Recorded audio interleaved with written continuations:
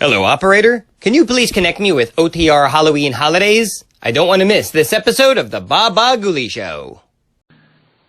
Quiet, please.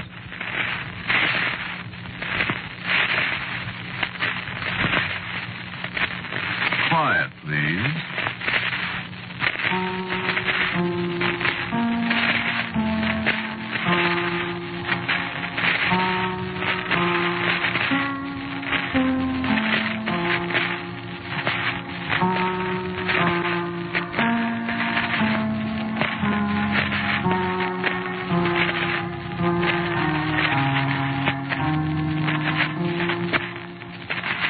Broadcasting System presents Quiet Please, which is written and directed by Willis Cooper and which features Ernest Chappell. Quiet Please for tonight is called Rain on New Year's Eve.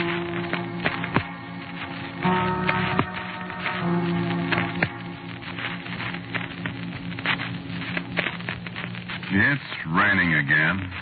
Pretty near New Year's and it's raining again. Back east it's probably snowing different places. Or maybe the moon's out, shining on the snow, and people are saying, why, it's so bright out you can read a newspaper. They can't read a newspaper by moonlight, only the headlines. Maybe if you take your newspaper out in the yard and stand in the moonlight, you might find a headline with my name in it. It's been there before.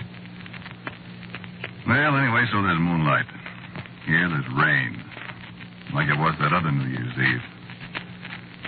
That's what the rain makes me think of. As if I ever thought of anything else.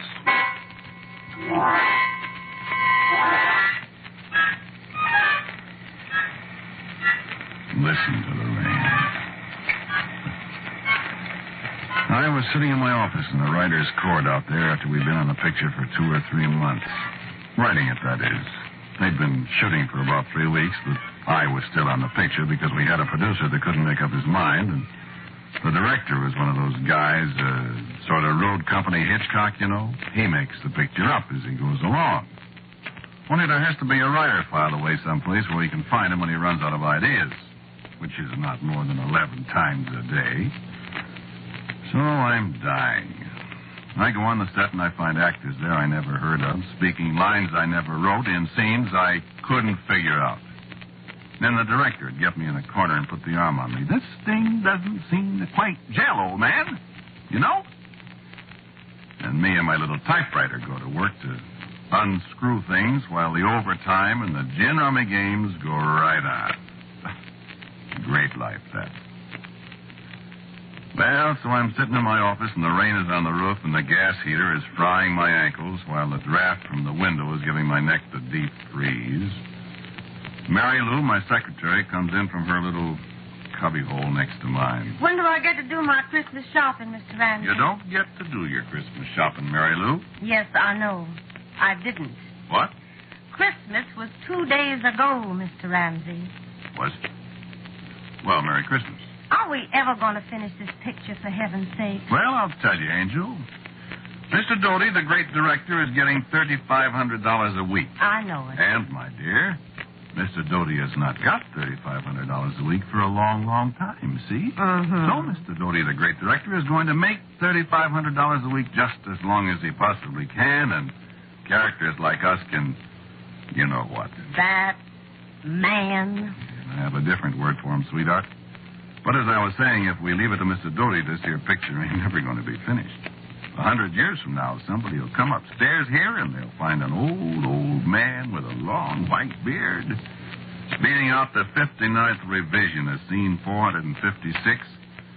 And in the next room, a little apple-cheeked old lady. Oh, cut it out. Yes. Oh, when are they going to finish it? No kidding. New Year's Eve. Well, maybe there'll be champagne and stuff on the set. Yeah, no doubt. For the expensive actors and the producers and the fine, upstanding director. For you and me, a nice bottle of 60-cent claret imported from right over there on Ventura Boulevard. You're so funny. On the contrary. Well, I'm getting awful sick of this, Mr. Ramsey. We've had to work every single night for the last 4 weeks. Do you realize that? You kidding? Do I realize? Go get me some coffee, will you, kid? I gotta stay awake for Mr. Doty. Coffee. I bet you and I could be elected president of Brazil, all the coffee we've put away. Answer the phone. It's Dodie. Well, we got to be dignified. Oh, Lord. Mr. Ramsey's office. Who's calling, please? Oh, yes, Mr. Dodie. He's here. And I'm always here. Ramsey. Yes, Mr. Dodie. What seems to be the trouble? I see. Yes, I see. But, Mr. Dodie, Well, that'd mean rewriting practically all the... Well, yes, I know. I mean... But what do you gain that way? What? 2 monsters? Well, what's 2 monsters got that 1 monster hasn't? Oh, yeah, sure, but who scares who? Whom, I mean. But, Mr. Dodie, I saw a picture once with 2 monsters in it, and it was silly. What? Oh, you directed it. Well, I'll be right over. Skip the coffee, Mary Lou. 2 monsters? 2. Count them 2. And I'll lay you 6-2 and even, but by the time I get to the stage, you'll be hollering for 3. Take your raincoat. It's raining pitchforks. Maybe one of them will stab me.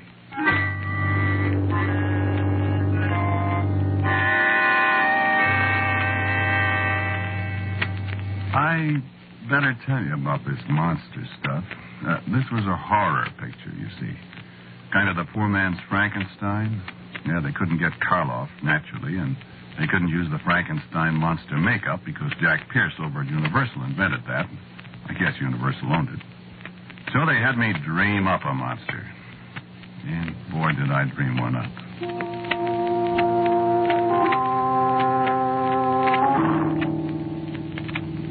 There's an old book. It's called... No, I guess I won't tell you what it's called. Well, you don't want to take those old books too seriously. So I kind of swiped this monster out of the book. Well, you'll never see the picture, I suppose, so maybe I better tell you a little about him. No, I guess I won't either. He was the most horrible monster I ever saw, no kidding. And what the makeup department did with my sketch and my description. Oh, boy. Just one thing I'll tell you about him, and you can figure out the rest for yourself. He didn't have any face. You take it from there.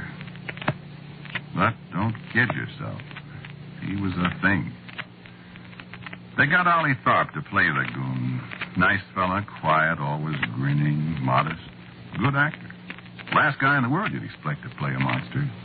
Oh, yeah, sure. Karloff did the Frankenstein thing, and he's the mildest-mannered guy in the world. I remember him on the Son of Frankenstein set years ago in his monster suit all gray and green, showing pictures of his new baby to people.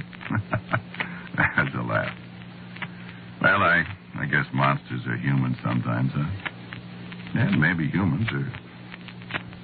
Yeah. Well, all right. I spend 3 hours listening to Mr. Dodie run off at the mouth with the whole company having the screaming memes over all this nonsense. It's 5 minutes to 12 when he finally decides to quit and everybody goes home. They're all burned at Dodie, but well, they'll wake up in the morning and remember the overtime and they'll feel better. Me? Writers don't get overtime. So I get back to the writer's court and the lights burning in the window and Mary Lou is snoring away with her face in a stack of carbon paper. She wakes up and asks me a question. How many monsters now? We got 4 now, I say, including me.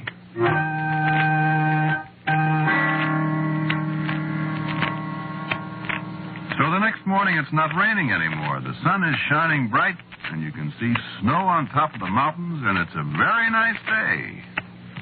And monsters are pretty hazy in my mind as I pick up my copy of the Reporter and head for the rickety stairway to my palatial office.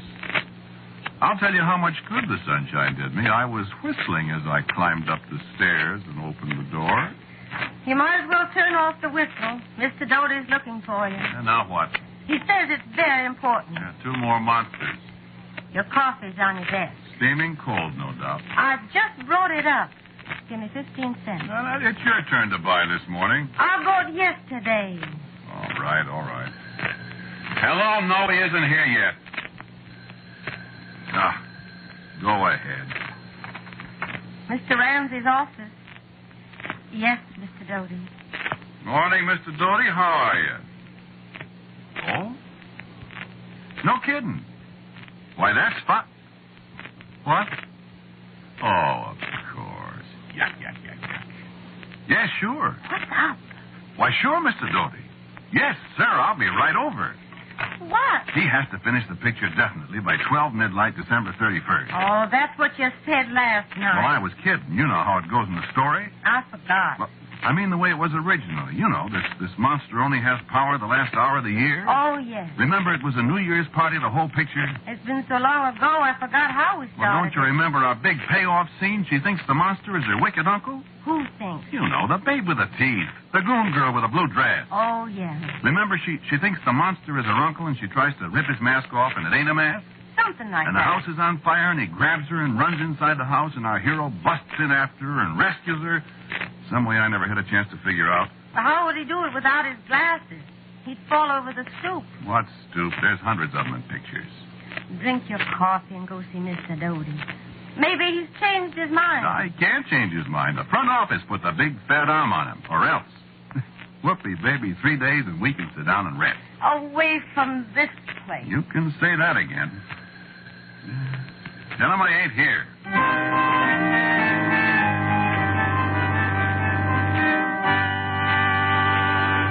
Well, sir, that sunshine looked better than ever to me. But when the big door of the stage swung shut behind me, the sunshine sure disappeared. Well, Mr. Doty was an unhappy man. Well, 3 more days and there wouldn't be any more of those $3,500 is. And he didn't like it a little bit. And guess who he took it out on? This is the worst story I ever had to work with. It positively smells I bad. didn't say. It's your story, Mr. Doty. All I got left is a monster, and he'll probably turn out to be Santa Claus or somebody. You listened to me when I told you how to do it. I didn't say. I listened to you, Mr. Doty, and now look what we got. Now I have to give up my beautiful idea of having 3 monsters instead of 1. Because then we'd have had to reshoot practically the whole picture, and you'd have made another $1 million. I didn't say that either. So, if you think you could possibly dredge up your original script, I think I can possibly make it into an acceptable B picture. Although that's a task even for a director like me. Mr. Doty doesn't realize what an unconscious humorist he is. That guy could make a B picture out of the signing of the Declaration of Independence, even if he had the original cast. So get to work. Get to work and do something. Have I got to do everything around here? Get a move on you. Oh, I got a move on me. Even if you think I disliked that guy up to now. What?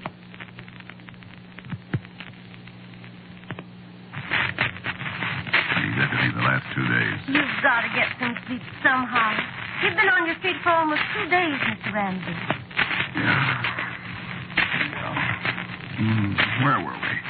Scene 168. Long shot interior mansion night. From the top of the stairway, a figure appears indistinct in the shadows. We sense, rather than see, the twisted evil form of the monster as he peers over the balustrade. From the foreground right, the butler appears and starts slowly up the stairway. As he reaches the 4th or 5th step, the camera starts to move in to follow him. We cram up the stairs, and the camera holds on the last 3 steps as the butler reaches the top. Cut to... Hey, wake up. I'm sorry. Where were we? Ramsey, you've got to get some sleep. Lie down for 10 minutes. Gee, I'd sure like that. Mr. Ramsey's office. I'm not here. Yes, Mr. Doty. All right. All right. Hello? Yes? Sure. I'll be right over. Oh, Mr. Ramsey, I was... You know what, Mary Lou? Well, put on your coat. It's raining again. You know what? What? I wish I was a monster.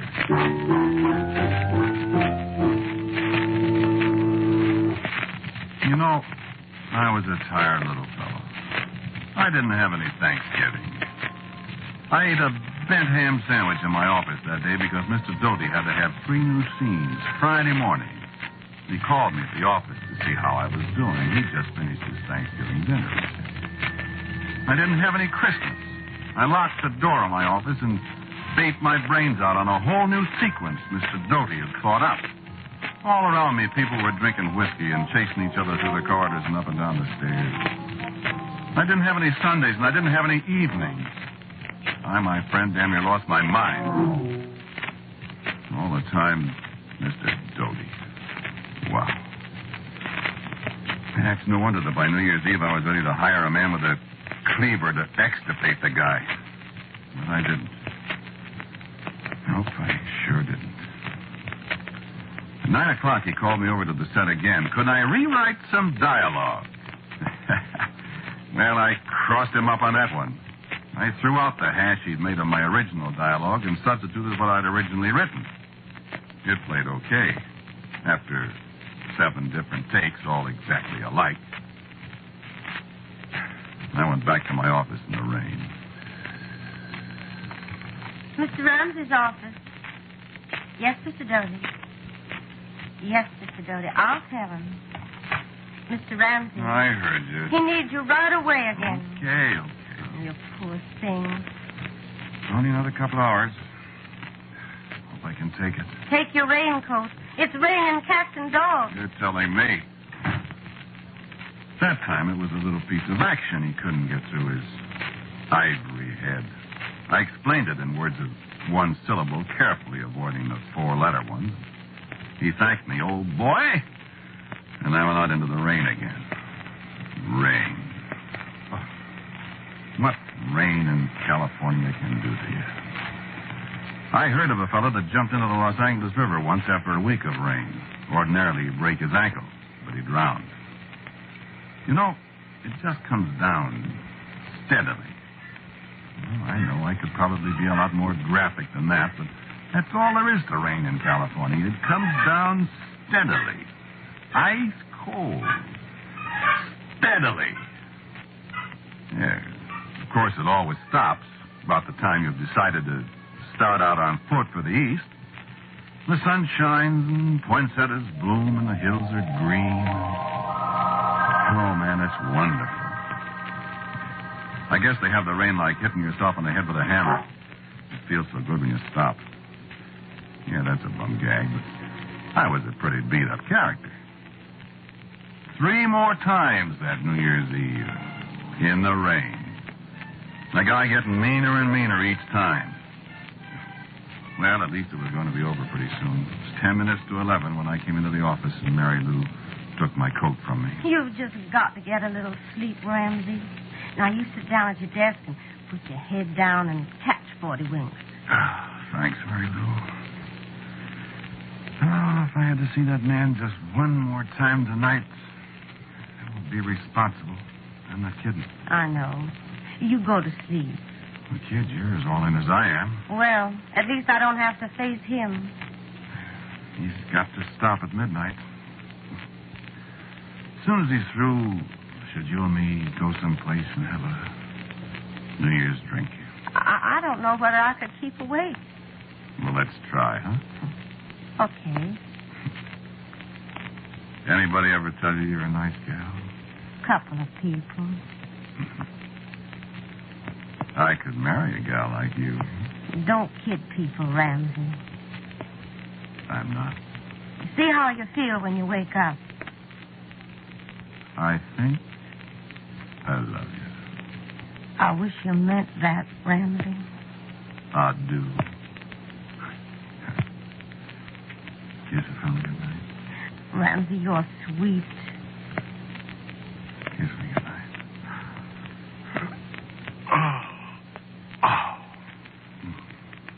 I'm sorry. Go to sleep.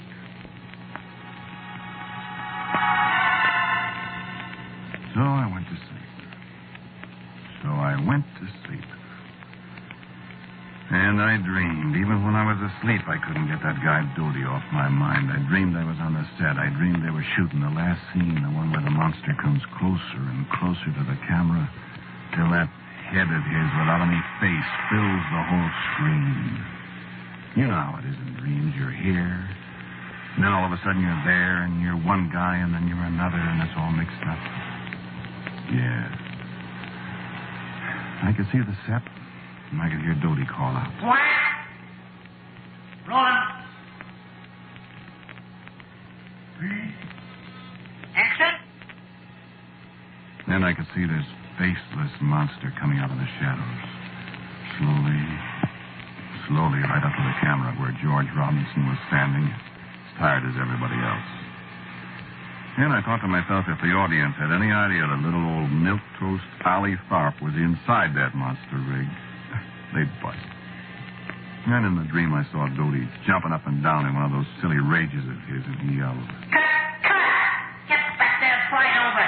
You've got about as much medicine as Ramsey over there. even in my dreams, he was picking on me.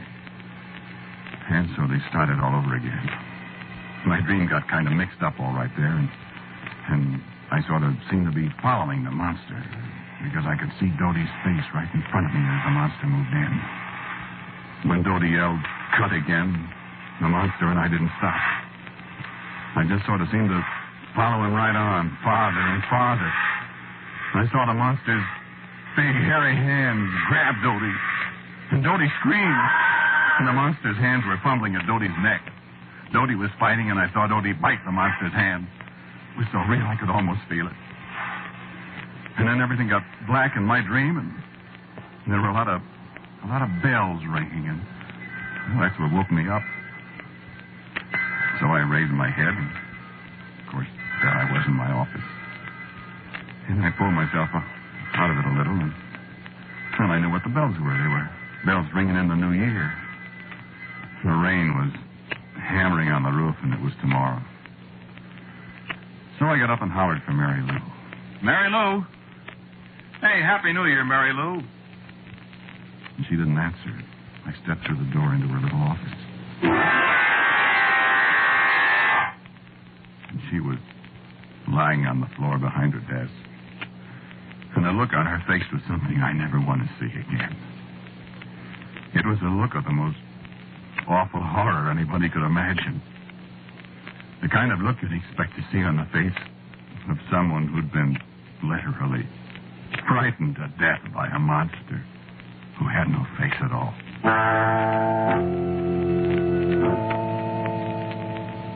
So I stood there. After a few seconds, I heard people yelling outside, and I heard somebody yell that Ollie Tharp had killed Dodie. Somebody else said, no, Ollie Tharp was dead, too, with a broken neck in his dressing room. And my hand hurt. When I raised my hand to look at it, right across the thick of my palm were teeth marks. Deep, bloody teeth marks where Dodie had bit me when I strangled him.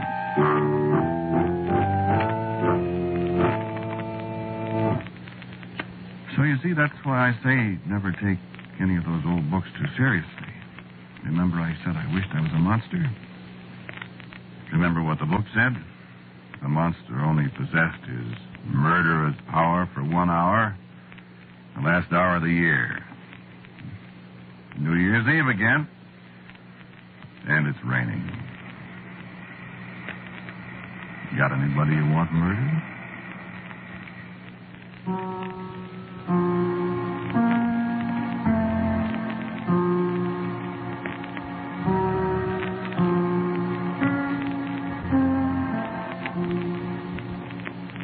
Listen to Quiet, Please, which is written and directed by Willis Cooper. The man who spoke to you was Ernest Chappell. And Muriel Kirkland was Mary Lou. Pat O'Malley was Dodie. Music for Quiet, Please is composed and played by Albert Berman. Now, for a word about next week's Quiet, Please, here is our writer-director, my good friend, Willis Cooper. I have a story for you next week about a man who was haunted. It's called The Little Visitor. And so, until next week at this time, I am quietly yours, Ernest Chappell.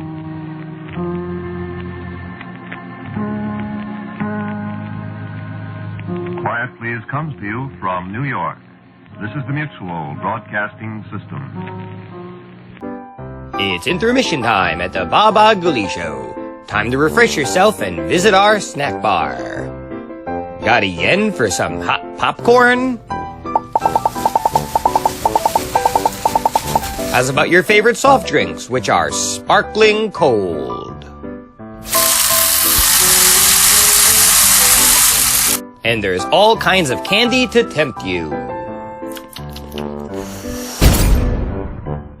It's radio time, folks. Enjoy the rest of the program.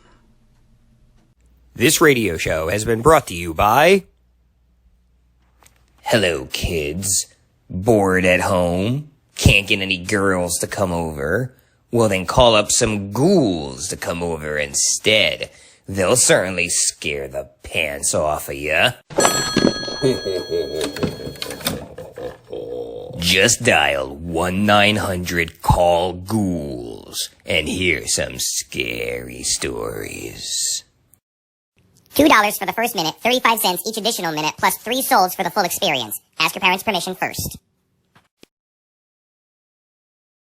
And now back to our radio show.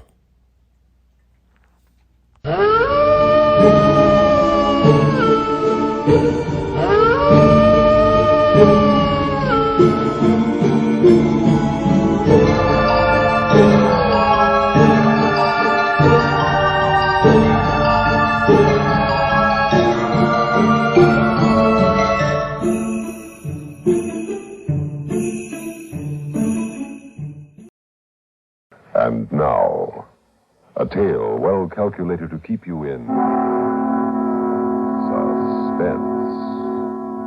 Listen now to The Old Man, starring Leon Janney in the title role, and Reynold Osborne as the director. Written especially for Suspense by Bob Corcoran.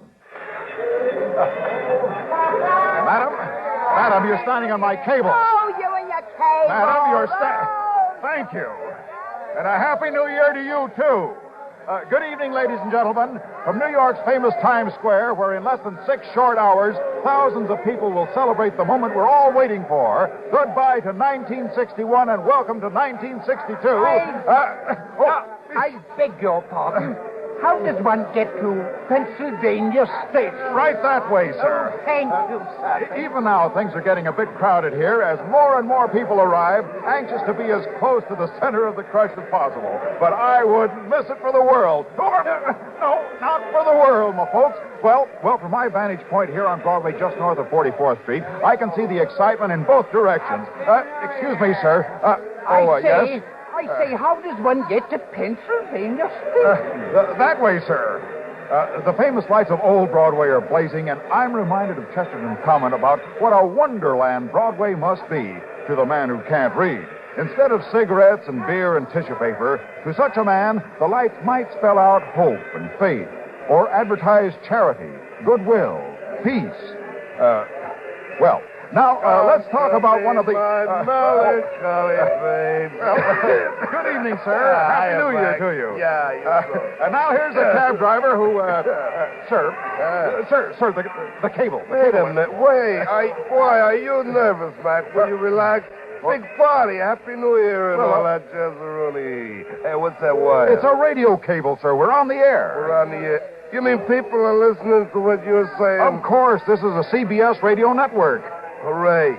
Hey, give me that microphone, Charlie. I got a great joke. Oh, boy. You know, fellas told it at this party I was at. It's a little dirty, but this is... No. I mean, that's very kind of you, but I'd like to talk to this gentleman here.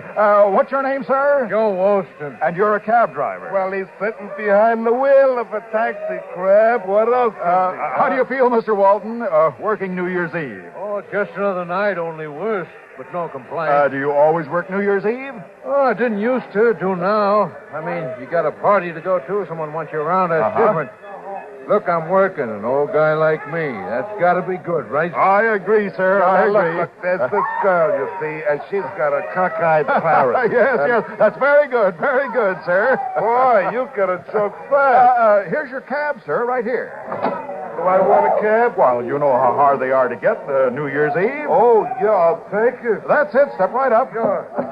Hey, thanks a lot, man. Thanks for talking to me, Mr. Walton. Thanks for the fare. And there, ladies and gentlemen, a picture in miniature of what's going on all over this great city. The whole country. Some people celebrating, some working, but all mindful of the moment coming closer. Off with the old year and on with the new. The ending that is really a beginning.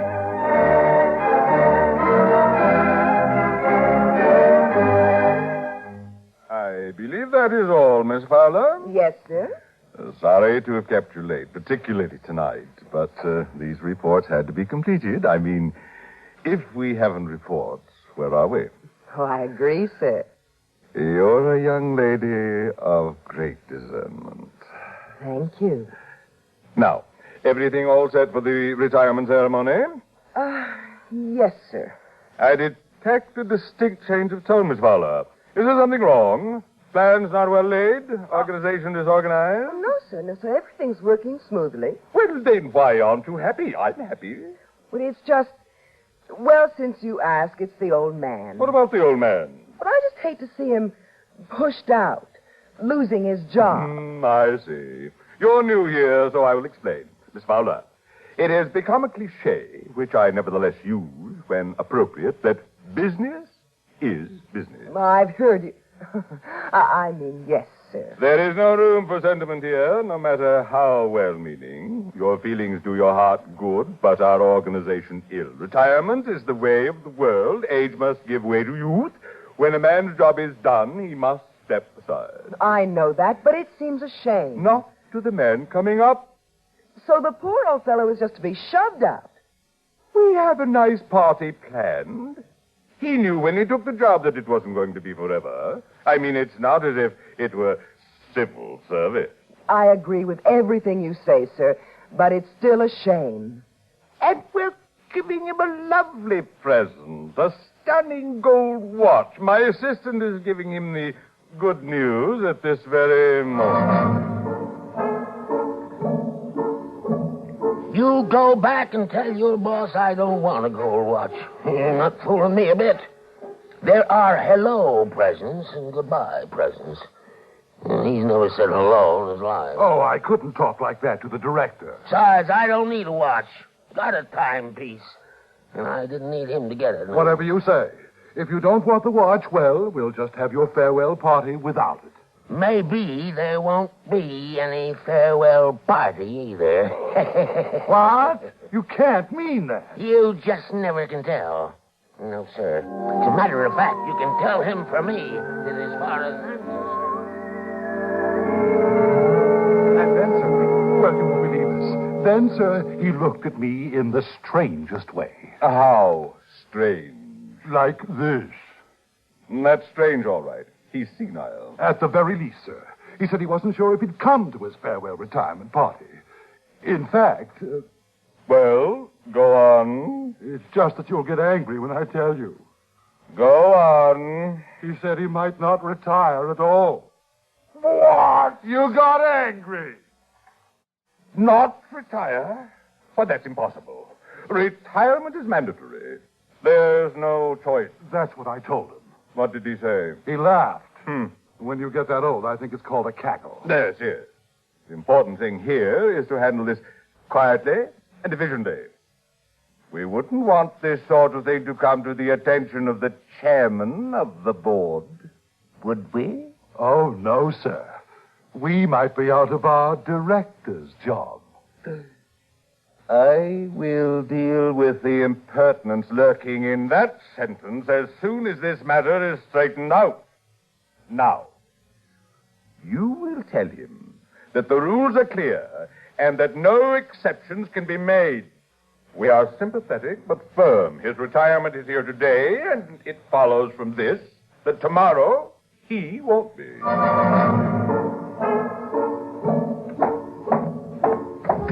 Hey, Johnson, you see the old man? No, not in here. Hey, Pickett, old man been around here? Haven't seen him. Well, tell him I'm looking for him. Can't find him.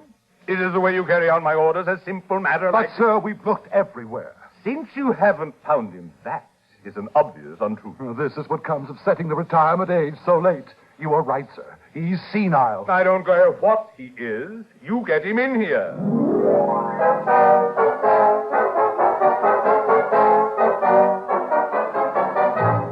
Mister, I've driven you clockwise around Manhattan, now counterclockwise. It's your money, but... Hey, mister. Oh. Oh, yeah, well, there's this girl, see, and she's got a cockeyed parrot. You told me, mister, 6 times. Very funny. Oh. Hey, look at that old guy over there. This town's full of nuts. No. He's no nut. It's New Year's Eve. Probably got lost on the way to a masquerade party. It's going to freeze in this weather. How about picking him up, huh? Oh, sure, Mac, why not? Anyway, there's this girl, see, and she's... mister! Cockeyed parrot. Yes? You going to a party? Well, I was invited to one. Yeah, it figures. That get up there. Hop in, I'll give you a lift. There's a guy back there, but he's sleeping things off. Excuse me, sir, but you're not a young man. Not for a long time. In fact, now that I look more closely, not what even might be called middle-aged. Well, I guess you could say that. You're an old man, too, just like me. And now, wait. Okay, maybe not middle-aged, but And here you are working. No one's trying to push you out of a job. Look, mister, you want to get in? I haven't got a year. You have now. Huh? Oh, I get it. Very good, yeah. Well, yeah, it's a real rig you got on, mister. That's how I got your crack about me having a year. You go to a masquerade party, you go all the way, huh? A complete bit. Long white hair, the beard, the white shimmy, whatever you call it, the hourglass, and that thing, yeah. A size. Yeah, that's it, yeah. You wearing slippers in this kind of weather, huh? Sandals. Oh, yeah, sandals, yeah, sure. You know, take it from me, you're a cinch for first prize. They want to give me a gold watch. Nice prize. How come you already know you're going to win it? It's for my retirement. Masquerade retirement party? No. Just retirement. Yeah, I see. Where can I drop you, huh? Your hair is just as white as mine. Look, my hair is just as white as your wig, right? No one is trying to make you retire. I'd like to see someone try. Well, you're very fortunate. They're giving you the squeeze-out play at work, eh? Yes. How long you been on the job? 365 days. Oh. Well, I thought you'd been there like, 30 years. It's about the time they haul out the gold watches and wave bye-bye. I don't need a watch. This hourglass works perfectly. Where can I drop you? I've been reading lately about geriatrics. Oh, sure. Yeah, me too. Well, a man's age should have nothing to do with his holding a job as long as he can do it. That's been proven. I agree with you 100%, so don't quit. And another thing... Hey!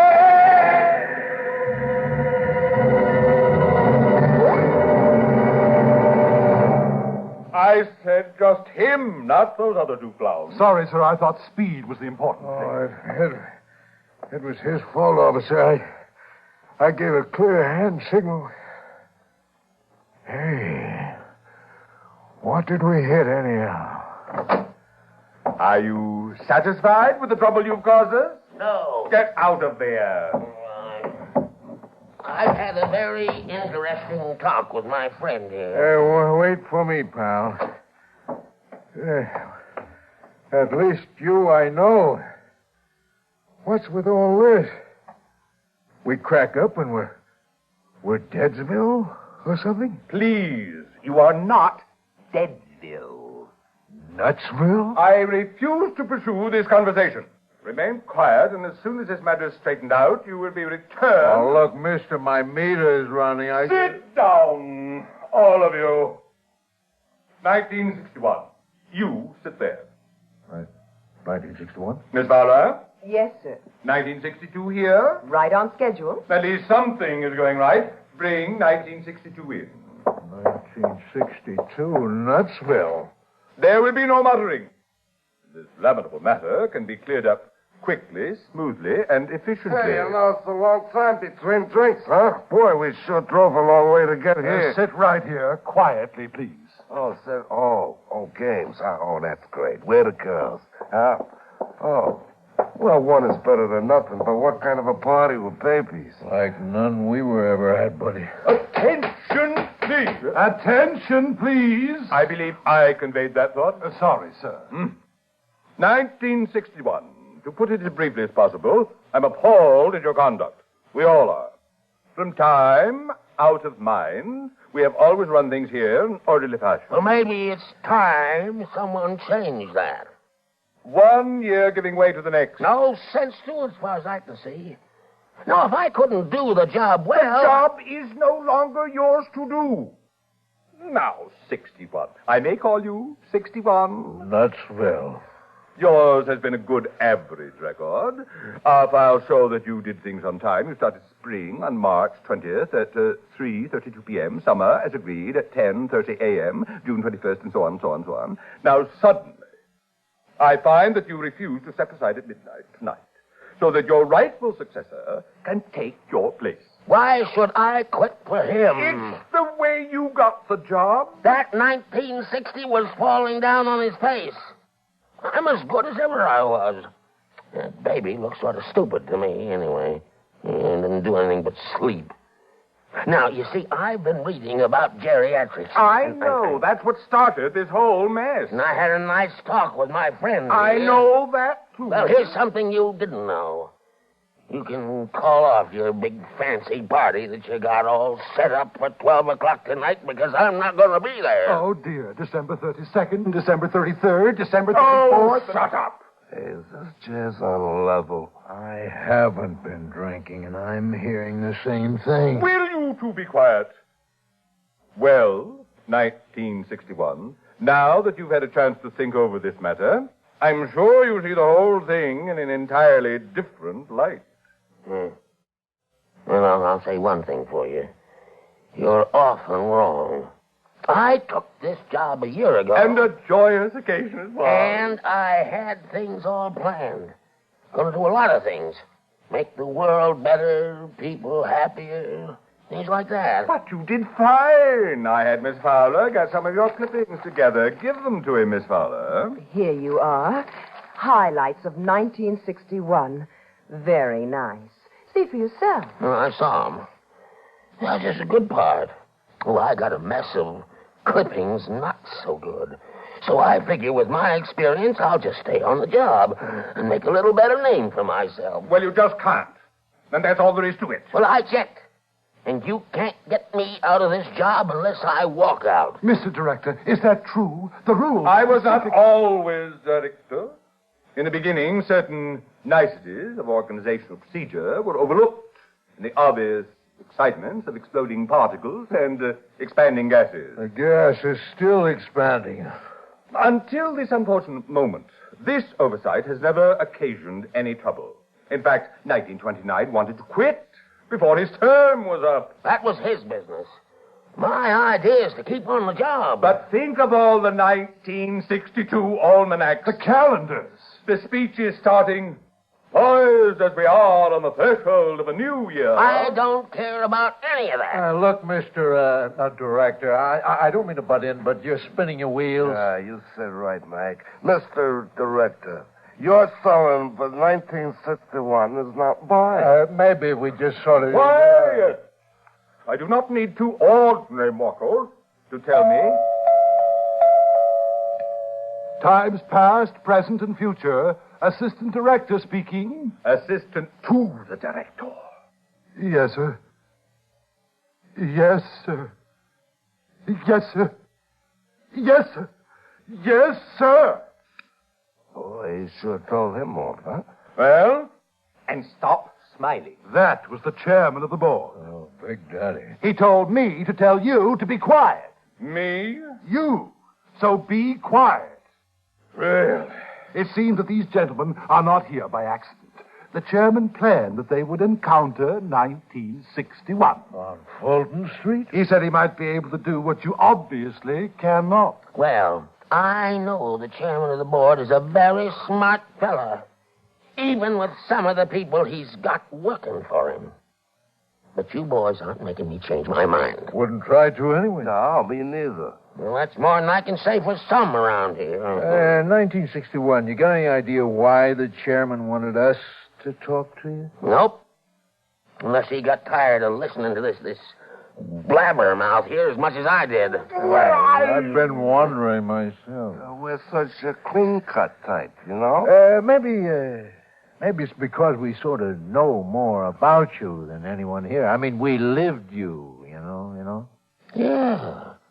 Yeah, I guess you did. Yeah, and even though this is where you keep time or dole it out or whatever goes on around here, we use it. Sure, you go to the consumer every time if you want the facts. You know, could be that we know things about you and your job that never occurred to you. Now, you two aren't going to try to soft soap me into the trash pile, too, are you? Look, we were talking about geriatrics, remember? You bet.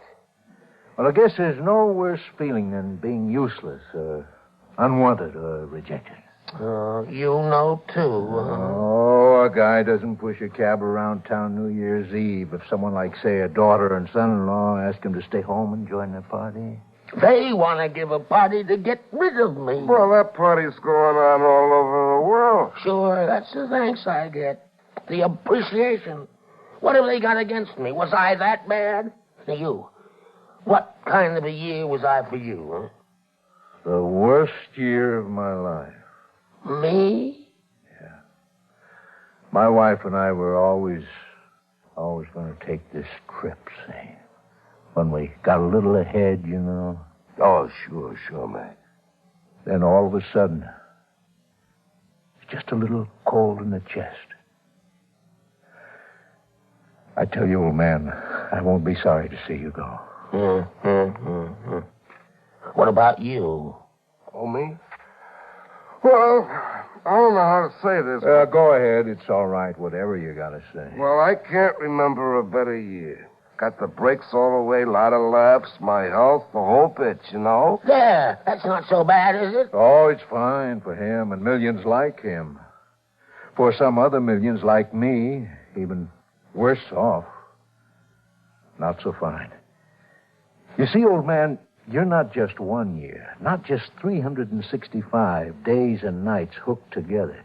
Seems to me you're as many years as there are people. And for each of them, in their own special way, you're a good year or a bad year. Or all the mixtures in between. But my job, my record, these highlights. Not yours, old man, people's. The lowlights, too. All you supply is the time. That's not true. And when you were young, like this little guy here, you brought hope, too. A feeling that the old slate was sort of clean. We were all starting over. Yep, that's right. Kind of get the past behind you, all in one lump, and there's a whole new year, you know, to use any way you like. You're not lying to me. For what? I can always use some hope, but I wouldn't make a federal case. People all over the world are looking to say goodbye to you tonight and hello to the kid. I'm with them. You know, what if I say no? You got me. Well, we'll see what happens at midnight.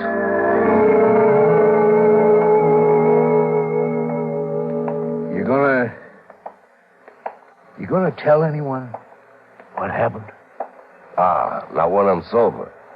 Oh, I'm sure glad I left my cab up there till tomorrow. What you gotta do in New York? Get a place to park. What do you think the old man is going to do? I don't know. Can't say I blame him. You know, I think he's going to pack it in after he thinks it over. Guy talks big, then it comes down to it, and he goes along. Yeah, I hope you're right. What are you going to do now? Oh, I don't know. Hey, how about going over to Times Square? Make it just about time for the big blast when they let that light go on at Times Building, huh? Okay. We'll get our answer there. Answer? Whether or not the old man quit. Everyone will, for that matter, even if they didn't know about what happened tonight. Oh, yeah? Sure. You'll see. If, when the whistles blow and the bells ring and everyone hollers, Happy New Year, we get that good feeling of hope. Something beginning, better days coming. Everyone all over the world will know. The old man quit. Suspense. You have been listening to The Old Man, starring Leon Janney in the title role, Reynold Osborne as the director. Written especially for Suspense by Bob Corcoran. In a moment, a word about next week's story of Suspense. Going places tonight, lots of people are, and not everyone will reach his destination safely. Unscheduled stops for many this night of nights will be emergency wards, hospital beds, and the morgue. It needn't be so. Be extra careful, extra courteous, and moderate in tonight's celebration.